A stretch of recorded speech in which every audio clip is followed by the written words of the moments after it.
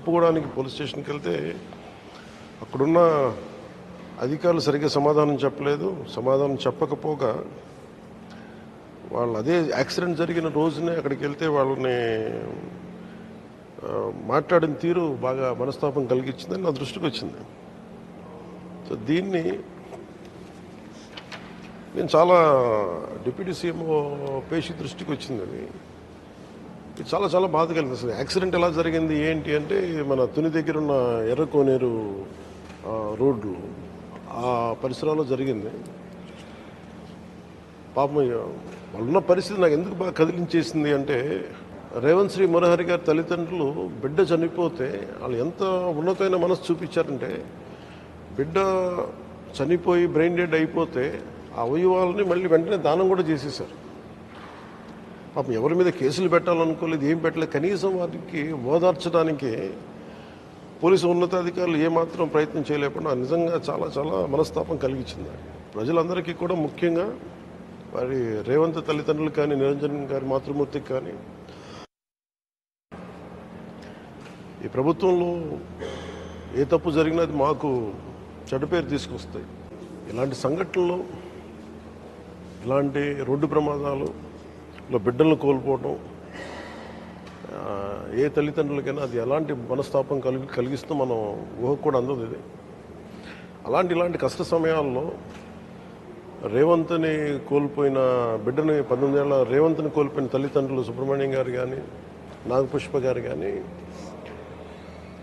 కష్టాన్ని బాధను అధిగమించి పళ్ళ బిగువన పెట్టుకొని బిడ్డ బ్రెయిన్ డెడ్ అయిపోతే వెళ్ళి అవయవాలు దానం చేశారు. రేవంత్ కూడా కాన్స్టెంట్గా చెప్తా ఉండేవాడంట, నేను 10 మందికి ఉపయోగపడాలి అనేది చెప్తా ఉండేవాడు. పాపం తను అలా ప్రాణాలు కోల్పోయి 10 మందికి అవయవదానం చేయగలిగే పరిస్థితుల్లో వాళ్ళ తల్లిదండ్రులు దాని బాధను అధిగమించి మరి తీసుకెళ్ళి అది నాకు కదిలించేస్తుంది. మన నిరంజన్ ఏమో స్పాట్లో చనిపోయాడు తీసుకెళ్లే లోపు.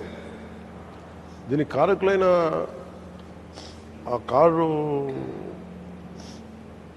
ఆ డ్రైవర్ కానీ వీళ్ళు కానీ వాళ్ళ మీద కేసులు కూడా పెట్టలేదు. అది వీళ్ళ బాధ ఏంటంటే కనీసం కేసులు కూడా పెట్టలే. కానీ నేను ఈ సందర్భంగా ముఖ్యంగా ఇలాంటి సంఘటనలు జరిగినప్పుడు పొరపాటు మీది కాకపోయినా మీది అయినా కానీ మీ బాధ్యత ఏంటంటే ఇన్సిడెంట్ జరిగితే కనీసం ప్రాణాలు కాపాడాలి అన్న బాధ్యత లోపల వాళ్ళకి కావాలి. ఎవరైతే కారులో ఉన్నారో మీరు చెప్తా ఆయన డాక్టర్ అని చెప్తా ఉన్నారు. యాజ్ ఎ డాక్టర్ కదా ఆయన బాధ్యత అది. ఫండమెంటల్ రెస్పాన్సిబిలిటీ మీరు being a doctor you should have gone and safe guarded them. అలా కాకుండా మేము కోర్టులో చూసుకుంటాం, ఇవన్నీ చాలా బాధ కలిగిస్తాయి కదా.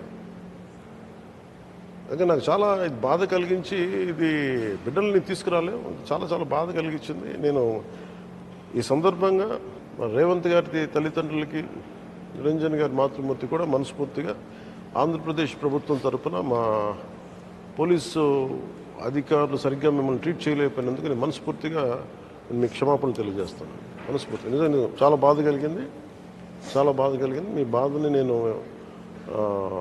మీకు నా బాధను ఎలా వ్యక్తపరచాలో తెలియక నేను మీకు ఈ కష్ట సమయంలో నేను మీకు అండగా ఉన్నాను చెప్పడానికి నేను మీకు ఇక్కడికి వచ్చాను. అలాగే పోలీసు ఉన్నతాధికారులకు కూడా ఏదైనా యాక్సిడెంట్ జరిగితే మీరు ఒక అవేర్నెస్ ప్రోగ్రామ్ క్రియేట్ చేయండి. ఏదైనా యాక్సిడెంట్లు జరిగితే పేషెంట్స్ని వాళ్ళే తీసుకురమ్మని చెప్పండి. తీసుకొస్తే దాన్ని మీరు ఎలా హ్యాండిల్ చేయాలి ఏంటి అనేది మీరు ముఖ్యంగా మీ పొరపాటుల్లో కావచ్చు, మీ వల్ల కాకపోవచ్చు, అయ్యుండొచ్చు కాకుండా కానీ మీ పరిధిలో యాక్సిడెంట్ జరిగితే కనీసం మీరు మానవతా దృష్టితోటి మానవతా దృక్పథంతో వాళ్ళని కనీసం హాస్పిటల్కి తీసుకెళ్లాల్సిన బాధ్యత మనందరి మీద ఉంది. దయచేసి దీన్ని భయంగా తీసుకోకండి. నేను కూడా చాలాసార్లు యాక్సిడెంట్ జరిగినప్పుడు నా కళ్ళ ముందు చాలామంది రోడ్ల మీద జరుగుతున్న నేనే స్వయంగా వెళ్ళిపోయి లేపి తీసుకెళ్ళిన సందర్భాలు ఉన్నాయి. అందుకని దీన్ని మీరు కొంత ఆలోచించి అది ప్రత్యేకించి మీ చేతుల్లో జరిగిన తర్వాత భయపడకుండా చేయండి. లేటర్ అన్ని మనం కూర్చొని సాల్వ్ చేయొచ్చు, కానీ ముందు మీరు ప్రాణాలు రక్షించండి. పొరపాట్లు జరగచ్చు కానీ ప్రాణాలు రక్షించుకొని నేను కోరుకుంటా ఉన్నాను. అలాగే ఉన్నతాధికారులకు కూడా పోలీసు ఉన్నతాధికారులకు కూడా ప్రతి ఒక్కరికి కూడా మీరు ఒక అవేర్నెస్ ప్రోగ్రామ్ క్రియేట్ చేయండి. యాక్సిడెంట్ జరిగితే అందరికి కూడా దాన్ని వెంటనే వైద్యం చేయిస్తే అది బతికే అవకాశాలు ఎక్కువ ఉంటాయి. దయచేసి ఈ సందర్భంగా తెలియజేసుకుంటాను. Thank you.